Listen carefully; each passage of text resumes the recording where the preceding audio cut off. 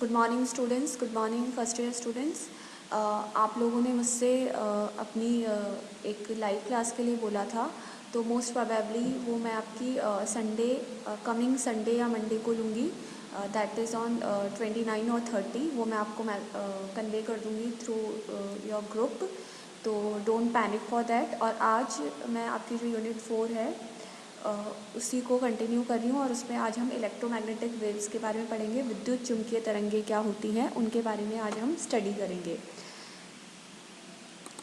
तो electromagnetic waves, पहले मैं इसको इंग्लिश में बता देती हूँ, फिर मैं इसको हिंदी में बता देती हूँ। इसको रीड करने से पहले मैं आपको जो इसमें लिखा हुआ है उसको मैं थोड़ा सा आपको एक्सप्लेन कर देती हूँ। इलेक्ट्रोमैग्नेटिक वेव्स जिन्हें हम कहते हैं विद्युत चुम्बकीय तरंगें, तो बेसिकली इलेक्ट्रोमैग्नेटिक वेव्स को जब आप देखेंगे तो उसमें तीन चीज़ें होती हैं। एक उसमें होता है इलेक्ट्रिक वेक्टर, एक उसमें होता है मैग्नेटिक वेक्टर, और एक उसमें होता है direction of propagation of wave. ठीक है, ये वेव ही है जिसकी हम बात कर रहे हैं। तो इसमें तीन चीज़ें होती हैं, इलेक्ट्रिक वेक्टर, मैग्नेटिक वेक्टर और डायरेक्शन ऑफ प्रोपगेशन। तो ये तीनों जो होते हैं आपके, ये आपस में एक दूसरे के नॉर्मल होते हैं, या हम कह सकते हैं तीनों एक दूसरे के क्या होते हैं, परपेंडिकुलर होते हैं। और इसी वजह से हम ये कहते हैं कि एक तरीके से ट्रांसवर्स वेव होती है। आपने दो तरीके की वेव्स के बारे में पढ़ा होगा, ऑप्टिक्स में भी आप पढ़ रहे होंगे। तो ऑप्टिक्स में भी ये जो चीज़ें मैं आपको बता रही हूँ आपने काफ़ी हद तक पढ़ ली होंगी, और आगे भी जो कुछ चीज़ें आएंगी वो ऑप्टिक्स में आप पढ़ चुके हैं। तो ये तीनों आपस में परपेंडिकुलर होते हैं, या हम कह सकते हैं कि आपकी इलेक्ट्रोमैग्नेटिक वेव तीन चीज़ों में से मिलकर बनी होती है, electric vector, magnetic vector and direction of propagation of wave. अब आपने दो तरीके की वेव्स के बारे में पढ़ा होगा, एक होती है लॉन्जिट्यूडनल वेव और एक होती है आपकी ट्रांसवर्स वेव।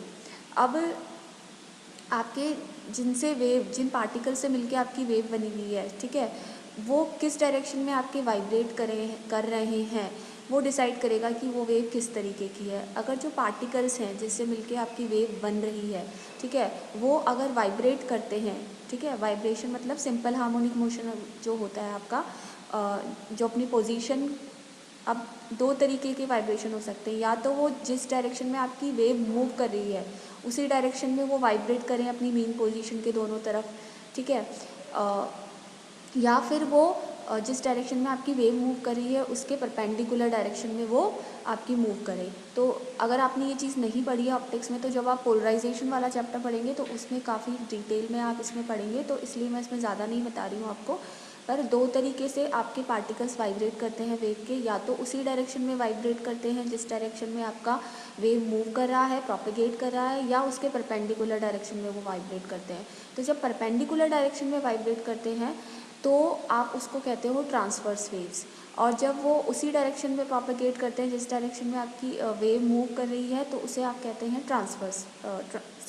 अगर परपेंडिकुलर डायरेक्शन में कर रहे हैं तो ट्रांसवर्स वेव, और अगर उसी डायरेक्शन में कर रहे हैं तो लॉन्जिट्यूडनल वेव होती है आपकी अनुदैर्ध्य और अनुप्रस्थ तरंगे।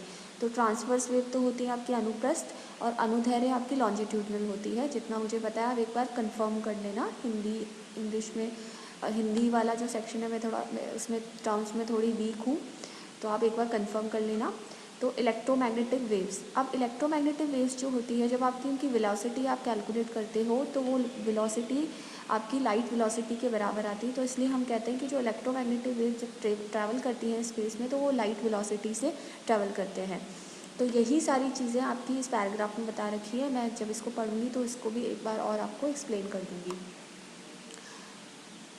तो इन 1864 जेम्स क्लार्क मैक्सवेल, अभी हमने मैक्सवेल इक्वेशन निकाली थी तो वो यहीं से नाम आया था। इनका पूरा नाम जो था साइंटिस्ट का वो था आपका जेम्स क्लार्क मैक्सवेल। तो जेम्स क्लार्क मैक्सवेल जो हैं, by his basic differential equations for electric and magnetic field. अब हमने चार मैक्सवेल की इक्वेशंस पढ़ी थी। मैंने आपको बोला था दो आपकी जो वेव इक्वेशंस है वो इलेक्ट्रिक वेक्टर के लिए हैं, और दो जो आपकी इक्वेशंस है वो आपकी मैग्नेटिक वेक्टर के लिए, known as Maxwell equations, establish theoretically that harmonic variation of electric and magnetic fields jointly propagates as a wave through free space. तो ये कह रहे हैं कि Maxwell equations establish theoretically.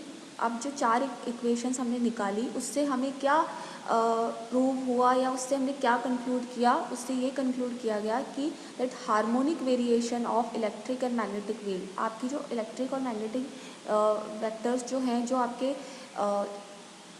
Vibrate करते हैं हार्मोनिक मोशन जो वो करते हैं, हार्मोनिक वेरिएशन जो उनमें होता है, वो दोनों मिलाकर आपके क्या करते हैं, जब वो दोनों मिल जाते हैं तो उनसे मिलकर क्या होती है, एक वेव जनरेट होती है या एक वेव प्रोपेगेट करती है as a wave through free space. ठीक है, उन दोनों के वाइब्रेशन से, हार्मोनिक मोशन से एक वेव जनरेट होती है जो कि फ्री स्पेस में ट्रैवल करती है। These waves are called electromagnetic waves. और इनसे मिलकर जो आपकी वेव बन रही है उसको हम क्या कहते हैं, विद्युत चुम्बकीय तरंग या इलेक्ट्रोमैग्नेटिक वेव हम कहते हैं। दीज वेलोसिटीज़ आर इक्वल, और इनकी जो वेलोसिटी होती है, दीज नहीं आएगा, its velocity is equal to the velocity of light. Electromagnetic wave जो होती है उनकी वेलोसिटी स्पीड ऑफ लाइट या लाइट वेलोसिटी के बराबर होती है। According to Maxwell, light waves are electromagnetic waves. अब आप जो लाइट देखते हैं, यानी विजिबल लाइट की बात कर रही हूँ, मैंने आपको बताया था, पहले भी बताया था कि इलेक्ट्रोमैग्नेटिक का जो स्पेक्ट्रम आएगा, जब आप थर्ड ईयर में जाएंगे तो उसमें आप पढ़ेंगे, जब आप लैम्डा और वेव, जो आपकी लैम्डा है, ठीक है, लैम्डा का वेरिएशन आप 0 to इन्फाइनाइट लेते हैं, और अब जब रेडिएशंस का एमिसिव पावर जब आप देखें, बैक बॉडी रेडिएशन में बेसिकली हमें मिलता है वो कर्व, तो आप देखिएगा, गूगल करिएगा, तो जब ब्लैक बॉडी रेडिएशन कर्व का आप देखोगे, एमिसिव पावर और लैम्डा के बीच में जो कर्व आता है, तो लैम्डा जो होती है ना, वो आपकी 0 to इन्फाइनाइट वेरी करती है। मतलब इलेक्ट्रोमैग्नेटिक वेव्स जो हैं उनका वेरिएशन जो होता है, लैम्डा का वेरिएशन, वो 0 to इन्फाइनाइट होता है। ठीक है, अब वो कांस्टेंट नहीं होता है, एक सर्टेन वैल्यू तक वो बढ़ता है, ठीक है, और फिर वो डिक्रीज़ होने लग जाता है। वो आप आगे स्टडी करेंगे। ठीक है, तो आप इमेजिन करिए कि किस तरीके का ग्राफ आएगा। तो आपका जो वो कर्व होता है, तो यहाँ पे उसी के लिए कह रहा है दीज वेलोसिटी, तो उसमें जब आप उस कर्व को देखेंगे ना, तो उसमें डिफरेंट डिफरेंट वेवलेंथ्स की वेव आएंगी, तो उनका नाम दिया गया जो आप सुनते हो। कुछ अल्ट्रा वायलेट वेव्स होती हैं एक सर्टन रेंज के अंदर, फिर इंफ्रारेड वेव्स होती हैं, विजिबल वेव्स होती हैं आपकी, ठीक है, जिनको आप देख पाते हो। ठीक है, विजिबल रेंज में जो वेव्स आती हैं, विजिबल लाइट वेव्स, तो ये उनकी बात कर रहा है, तो उसमें सारी वेव्स इंक्लूडेड हो जाती हैं आपकी। तो जो विजिबल रेंज में जो लाइट वेव्स आती हैं उनको हम इलेक्ट्रोमैग्नेटिक वेव्स कहते हैं, because they are the part of electromagnetic wave radiation curve. In an electromagnetic wave, electric and magnetic vectors are perpendicular to each other and vary simple harmonically in the same phase in the plane. अब मैंने अभी आपको बताया था कि आपका जो electromagnetic wave होता है वो तीन चीज़ों से मिलकर बनाता है, इलेक्ट्रिक वेक्टर, मैग्नेटिक वेक्टर। जब ये दोनों वाइब्रेट करते हैं सिंपल हार्मोनिकली, तो इनकी वजह से एक वेव जनरेट होती है जो कि इन दोनों के परपेंडिकुलर डायरेक्शन में मूव करती है या प्रोपेगेट करती है।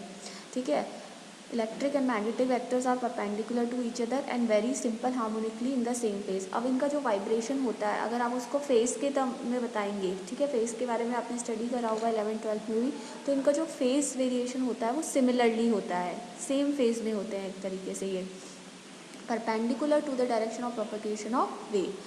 Maxwell theory also predicted that electric and magnetic fields can move through space as waves.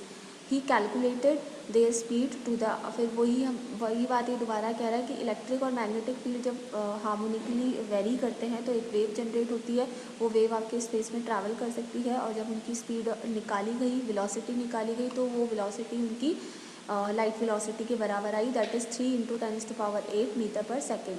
Concluded that light waves are electromagnetic waves in nature. इससे ये कंक्लूड करा गया कि लाइट वेव्स जो होती हैं वो आपकी कैसी होती हैं, इलेक्ट्रोमैग्नेटिक वेव्स होती हैं। Approximately 20 years before, in 1885, Heinrich Hertz, आपने नाम सुना होगा, फ्रिक्वेंसी आप निकालते हैं, electromagnetic waves are produce successfully in laboratory. हम इलेक्ट्रोमैग्नेटिक वेव्स को लेबोरेटरी में भी जनरेट कर सकते हैं। And experimentally prove that all the properties of the light की जितनी भी प्रॉपर्टीज़ होती हैं वो सारी किसमें प्रेजेंट होती हैं, जो आप लेबोरेटरी में जनरेट कर रहे हो, उसमें ये देखा गया कि लाइट की जितनी भी प्रॉपर्टीज़ हैं वो इलेक्ट्रोमैग्नेटिक वेव्स में भी देखी गई। तो हम कह सकते हैं लाइट ही इलेक्ट्रोमैग्नेटिक वेव का पार्ट होती है, या इलेक्ट्रोमैग्नेटिक वेव्स जो होती हैं वो बेसिकली लाइट वेव्स होती हैं। ये देखिए इन्होंने ये बना रखा है आपका इलेक्ट्रोमैग्नेटिक वेव्स का, इसमें इलेक्ट्रिक वेक्टर है, मैग्नेटिक वेक्टर है। ठीक है, ये आपके सिंपल हार्मोनिकली क्या कर रहे हैं, वाइब्रेट कर रहे हैं। और इससे ये भी पता आपको चल रहा है, ये आपने ऑप्टिक्स में भी स्टडी करा होगा कि आपके इलेक्ट्रिक वेक्टर, मैग्नेटिक वेक्टर, देखिए वाई और जेड जो प्लेन है वो आपका किसको कवर कर रहा है, इलेक्ट्रिक वेक्टर और मैग्नेटिक वेक्टर को, या हम कह सकते हैं कि यहाँ पे आपके 2 प्लेन है, एक एक्स वाई प्लेन है, एक वाई जेड प्लेन है, 3 प्लेन्स आपके आ गए। तो ये सब किसको, अभी हम आगे इसकी डिटेल स्टडी करेंगे। एक डायरेक्शन आपकी direction of propagation of wave बता रही है, एक आपकी इलेक्ट्रिक वेक्टर की डायरेक्शन बता रही है और एक आपकी मैग्नेटिक वेक्टर की डायरेक्शन बता रही है, और ये तीनों आपस में क्या है, परपेंडिकुलर है। अब ये आगे वाला पार्ट एक्सप्लेन करने से पहले मैं हिंदी में इसको एक बार रीड आउट कर देती हूँ।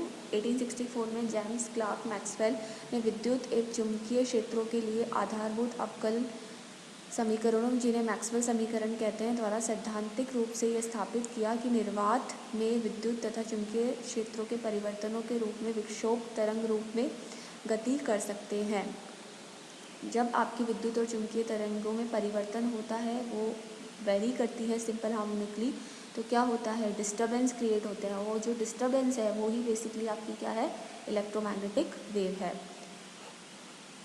जैसे आपने पानी में पत्थर डाला तो क्या होगा, पानी में जो पत्थर डालते हो तो कुछ वाइब्रेशन जनरेट होती है, जो कि ऐसा नहीं कि वहीं पे कंसंट्रेटेड रह गई है, वो आगे तक मूव करती है, तो वो डिस्टर्बेंस हो रहा है। ठीक है, वो डिस्टर्बेंस किसके थ्रू में, वो जो गोल गोल गोल से सर्कल्स बनते हुए नजर आते हैं, जो कि आपने जहाँ पत्थर डाला है उससे काफ़ी दूर तक प्रोपेगेट करते हैं, तो वो डिस्टर्बेंस की वजह से क्या हो रहा है, आपका एक वेव जनरेट हो रही है जो कि प्रोपेगेट कर रही है। तो इलेक्ट्रिक और मैग्नेटिक वेक्टर को जब आप कह सकते हो कि आप उनको वेरी कर रहे हो सिंपल हार्मोनिकली, तो एक डिस्टर्बेंस क्रिएट हो रहा है जो कि वेव के फॉर्म में आगे प्रोपेगेट करता है।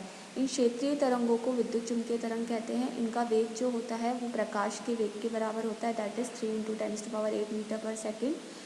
इन तरंगों का संचरण विद्युत तथा चुंबकीय क्षेत्रों के आवृत्ति परिवर्तनों द्वारा होता है, अर्थात स्पेस में ये विद्युत एवं चुंबकीय क्षेत्र सदिशों का मान सरल आवृत्ति रूप से समय व स्थिति पर निर्भर करता है। ठीक है, ये आवृत्ति परिवर्तनों द्वारा होता है, मतलब आप वेव की बात करते हो तो आप फ्रीक्वेंसी और वेवलेंथ की बात तो करते ही हो, तो हम कह सकते हैं कि फ्रीक्वेंसी या वेवलेंथ के फॉर्म में जो वेरिएशन हो रहा है उस फॉर्म में आपकी इलेक्ट्रिक और मैग्नेटिक जो वेक्टर्स हैं उनमें चेंज हो रहा है, अर्थात स्पेस में ये विद्युत तथा चुंबकीय क्षेत्र सदिशों का मान सरल आवृत्ति रूप से समय, और अभी हमने मैक्सवेल की चारों इक्वेशंस निकाली हैं, तो आपकी क्या है मैक्सवेल की इक्वेशन, उनमें variation with respect to time भी हो रहा है, विद रिस्पेक्ट टू एक्स हो रहा है, तो ऑब्वियसली उनमें चेंज हो रहा है। ये तरंगे निर्वात में लाक्षणिक वेग 3 × 10⁸ मीटर पर सेकेंड से संचरित होती हैं। पदार्थों के साथ अनोन्य क्रिया में इनका व्यवहार या प्रभाव इनकी आवृत्ति पर निर्भर करेगा। ये कह रहा है कि ये जब वेव्स आपकी किसी मटेरियल से इंटरेक्ट करेगी, आप इनको इंसिडेंट कराओगे, तो ये डिपेंड करेगा कि सबसे पहले तो इनकी फ्रीक्वेंसी कितनी है, इनकी वेवलेंथ कितनी है, और जिस चीज़ पे आप इंसिडेंट करा रहे हो उसका ऑर्डर ऑफ साइज़ क्या है, यानी बेसिकली उसकी भी एक वेवलेंथ क्या है, फ्रीक्वेंसी कितनी है। मैक्सवेल का ये सिद्धांत प्रकाश का विद्युत चुम्बकीय तरंग सिद्धांत कहलाता है। इसे हम मैक्सवेल्स हाइपोथेसिस भी कह सकते हैं फॉर इलेक्ट्रोमैग्नेटिक वेव्स। लगभग 20 वर्ष पश्चात सन 1885 जब ये मैक्सवेल ने आपकी डिस्कवरी करी थी, इसके 20 साल बाद हर्ट्स ने प्रयोगशाला में इन इलेक्ट्रोमैग्नेटिक वेव्स का क्या करा था, प्रोडक्शन करा था, चुंबकीय तरंगों को उत्पन्न करने में सफलता प्राप्त की, और प्रायोगिक तौर पर यह सिद्ध किया कि इन विद्युत चुंबकीय तरंगों में प्रकाश के सभी गुण पाए जाते हैं। जो आपकी लाइट आती है उसमें जितनी भी प्रॉपर्टीज़ होती हैं वो आपकी जो लैबोरेटरी में आपने लाइट वेव्स जनरेट करी है, वेव्स जनरेट करी है, उनमें भी होती है।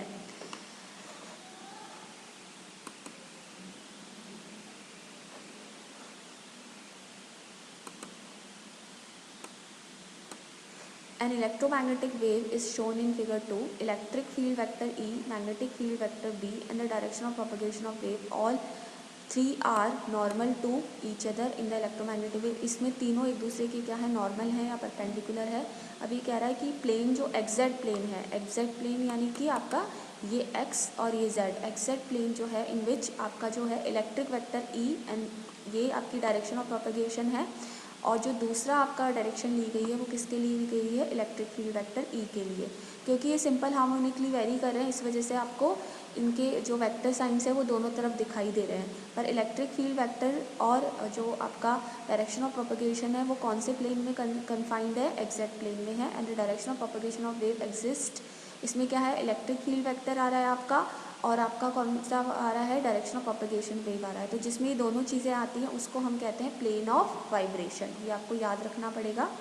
और दूसरा जो प्लेन है आपका वाई जेड प्लेन, उसमें आपका क्या आ रहा है, एक तो मैग्नेटिक वेक्टर आ रहा है in which magnetic vector B and the direction of propagation of wave exist, जिसमें मैग्नेटिक वेक्टर आ रहा है आपका और डायरेक्शन ऑफ प्रोपेगेशन आ रही है, वो आपका कहलाता है प्लेन ऑफ पोलराइजेशन। इनकी डिटेल मैं नहीं बताऊंगी, आप ऑप्टिक्स में इनको और डिटेल में पढ़ेंगे तो आप वहाँ देख लीजिएगा। आप इसको बस याद रखिएगा कि जिसमें direction of propagation of wave और इलेक्ट्रिक वेक्टर आता है वो आपका प्लेन ऑफ वाइब्रेशन होता है, और जिसमें आपका मैग्नेटिक वेक्टर और डायरेक्शन ऑफ प्रोपेगेशन आती है वो आपका क्या होता है, प्लेन ऑफ पोलराइजेशन होता है। Both electric and magnetic vectors and direction of propagation are perpendicular to each other, normal to each other and electromagnetic waves, मैंने आपको बताया था कि इलेक्ट्रोमैग्नेटिक वेव का जो नेचर होता है वो कैसा होता है, ट्रांसवर्स होता है, और वो क्यों होता है उसका रीज़न भी मैं आपको पहले बता चुकी हूँ। तो ये आपको दोनों चीज़ें याद रखनी है।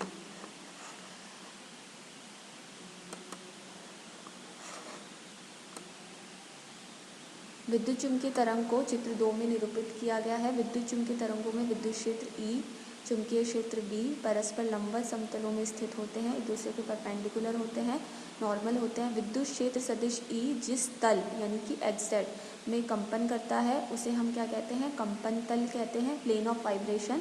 ठीक है, वह तल तथा वह तल जिसमें आपका सदिश B कंपन करता है उसे हम क्या कहते हैं, ध्रुवण तल कहते हैं। विद्युत चुम्बकीय तरंग का संचरण विद्युत सदिश E तथा चुम्बकीय सदिश B से बने तल के लंबवत दिशा में होता है, अर्थात विद्युत चुम्बकीय तरंगों में दोनों सदिश E व B अनुप्रस्थ प्रकृति के होते हैं। मतलब आपके वाइब्रेशंस कौन से डायरेक्शन में हो रहे हैं, जेड डायरेक्शन, सॉरी यहाँ पे वाई डायरेक्शन में इसने बता रखे हैं, एग्जैक्ट प्लेन बता रखा है ना, तो जेड डायरेक्शन में आपके क्या हो रहे हैं, एक तरीके से इलेक्ट्रिक वेक्टर है और आपका जेड डायरेक्शन में अगर वेव प्रोपेगेट कर रही है तो दोनों एक दूसरे के परपेंडिकुलर है। तो जिस वाइब्रेशंस अगर आपके परपेंडिकुलर डायरेक्शंस में हो रहे हैं compare to direction of propagation of wave, तो वो वेव कैसी वेव होती है, अनुप्रस्थ ट्रांसवर्स वेव होती है। ठीक है, और यहाँ पे तो इलेक्ट्रिक वेक्टर और मैग्नेटिक वेक्टर दोनों ही, जहाँ पे भी आपका कंपन हो रहा है या ध्रुवण हो रहा है वो दोनों ही प्लेन क्या है आपके, प्लेन ऑफ जो आपका डायरेक्शन ऑफ प्रोपेगेशन है उसके क्या है, परपेंडिकुलर है, लंबवत है। ठीक है, अनुप्रस्थ प्रकृति के होते हैं, इसी वजह से इनका नेचर क्या है, अनुप्रस्थ है, तथा तरंग स्वयं भी अनुप्रस्थ प्रकृति की होती है। So this is all about today's lecture. इसको आप एक बार पढ़िएगा, आपको इजीली समझ में आ जाएगा। आगे की चीज़ें हम नेक्स्ट लेक्चर में डिस्कस करेंगे। Thank you.